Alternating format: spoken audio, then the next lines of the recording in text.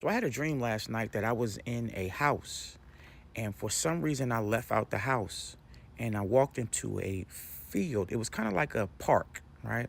It was kind of like a park. If anybody's ever been to Six Flags Great Adventures in New Jersey, they had a safari there where you can go through and actually be with the wild animals. The lions and the tigers and the monkeys would jump on your car. And it was all type of people walking through, white and black, young and old. And as we were walking through, I realized that they were setting up fences. I saw that they had like an animal tied up, and the lions were right there. And I was like, man, we're too close to these lions. We got to get out of here. So we began to walk back towards the house out the park, but they had fenced us in. And to our left, all the white people were sitting on bleachers. Oh my God, the realization came a little too late of what was going on. Like, we had been locked into this area with these beasts, and now it was going to be like a Hunger Games. And I couldn't figure out why I walked out the house. I knew it was some type of pride or anger that got me to walk out the house.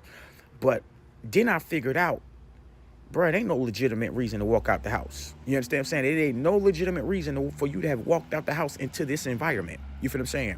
And that was the reason. That's what God was trying to show me. Listen, it ain't no legitimate reason. Now, listen, I'm not trying to pit race against race, but the Bible says that in the last days there shall be nation against nation and kingdom against kingdom. And that nation against nation is ethnos.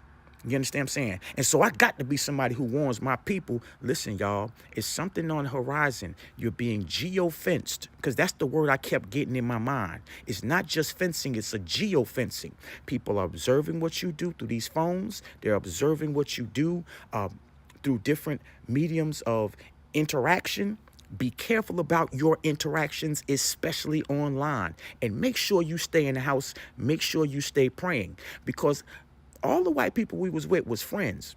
But when it came time for a separation, I want you to hear this now.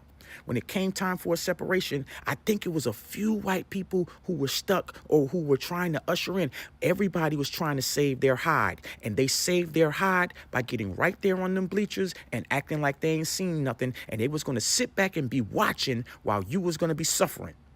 Do you understand what I'm saying? So you better make sure that you stay in that house. You better make sure that you know who you around. You better make sure.